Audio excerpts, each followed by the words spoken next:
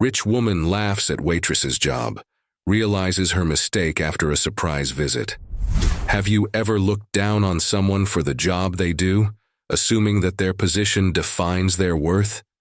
It's easy to make snap judgments about people based on their careers or how they appear on the surface. But what happens when those judgments are proven wrong? When someone who you think is beneath you ends up teaching you a lesson in humility and respect? This is the story of a rich woman who mocked a waitress for her job, only to be completely humbled when she realized who that waitress really was. The sun had begun to dip below the horizon, casting an orange glow across the bustling city streets. Inside one of the city's most upscale restaurants, the atmosphere was elegant yet chaotic, with waitstaff moving swiftly between tables, ensuring everything ran smoothly. The sound of clinking glasses and low conversation filled the air, adding to the ambiance of a place where the rich and powerful came to dine.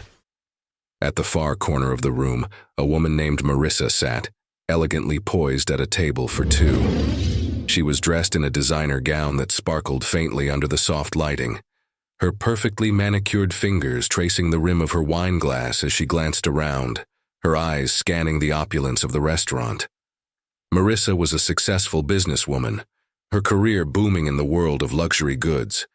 She was used to the finest things in life and had no patience for anything she deemed beneath her. Across the room, a young waitress named Emily moved between tables with practiced ease. She wore the standard black and white uniform, the edges of her apron slightly frayed from long hours of serving. Emily's job was demanding, but she carried herself with a quiet strength, always maintaining a professional demeanor despite the challenges that came with the territory. She had been working at the restaurant for 3 years, saving up for her dream of opening her own boutique. It wasn't glamorous work, but it was a step toward her bigger goal. Marissa's eyes flickered to Emily as she passed by. Her expression was one of barely disguised distaste. She didn't like the look of the young woman, or the job she had to do. In fact, she looked at Emily the same way she looked at anyone working in what she considered a lowly position.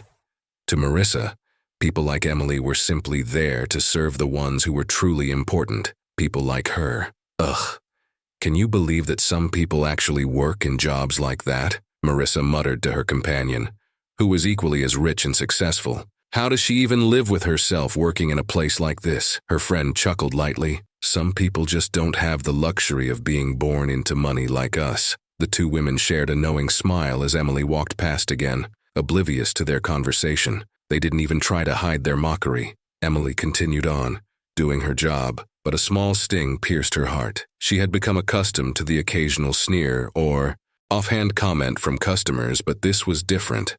The words stung deeper than usual, especially coming from someone like Marissa, someone who had everything she could ever want. But Emily remained composed, knowing that her job was just a chapter in her journey. She had big dreams, and she wasn't going to let the cruelty of others stop her from achieving them. As the evening wore on, Marissa and her friend continued their meal, unaware that their words had already set in motion a series of events that would change everything. As dessert was served, Marissa casually glanced around the room, her eyes landing once again on Emily, who was now clearing a nearby table. A thought crossed her mind. She would make a sarcastic remark, just to see if she could get a reaction from the young waitress. It was an impulse, something she didn't think twice about. "Hey, dear," Marissa called out, her tone dripping with feigned sweetness. "You know, I think you'd be much happier working somewhere else, don't you think? Maybe a job that doesn't involve running around cleaning up after people all day." Emily froze in her tracks, her heart sinking. She turned slowly, trying to keep her composure, but the insult had caught her off guard. She didn't say anything, just nodded stiffly before walking away quickly to finish her duties. The rest of the meal passed without incident, but Marissa's words echoed in Emily's mind long after she had gone to the back of the restaurant. It wasn't the first time she'd been belittled, but something about tonight felt different. The evening had left her shaken, yet determined. She had never cared about the opinions of others, but this time the hurt was hard to shake off. The night drew to a close, and the last few tables were finishing up. Marissa and her companion were just about to leave when a man in a suit entered the restaurant. His eyes scanned the room, and he walked with the kind of confidence that seemed to command attention. He was tall, broad-shouldered, and walked with a sense of purpose. Emily, who had just been folding napkins in the corner, looked up and immediately recognized him. It was Michael Collins, the owner of the restaurant. She had heard of him, of course. His name was well known in the industry. He was a businessman who had built the restaurant empire from the ground up. It was no secret that he had a reputation for being a tough, no-nonsense kind of guy, but he was also highly respected. As Michael made his way to the front desk, Marissa noticed him immediately. She straightened up in her seat, eager to get his attention. She had seen him before at high-profile events, but this time she was determined to make a good impression. She leaned over to her friend and whispered, "That's Michael Collins. I hear he's worth millions. Maybe I'll introduce myself." As Michael approached the table, Emily, who was still working nearby, overheard their conversation. She knew that Marissa had no idea who Michael really was, or how connected he was to the people around her. Just as Michael passed their table, Marissa quickly stood up and approached him with a warm smile. "Mr. Collins, it's a pleasure to see you," she said smoothly. "I'm Marissa Hudson, and I've heard so much about your restaurant. It's just wonderful here." Michael turned to face her, his expression unreadable. "Thank you," he said, his voice even. "It's always good to meet people who appreciate good food and good service." Marissa laughed lightly, feeling a surge of pride. "Oh, absolutely. And let me just say, I think your staff does an excellent job. Though I must admit, some of them could use a little refinement." She motioned vaguely toward the waitstaff, not realizing that she was speaking directly in front of Emily. Michael raised an eyebrow, glancing at the young waitress standing nearby. His tone shifted slightly as he looked her over. "You think so?" he asked, his voice suddenly sharp. Marissa's smile faltered for a moment, but she quickly recovered.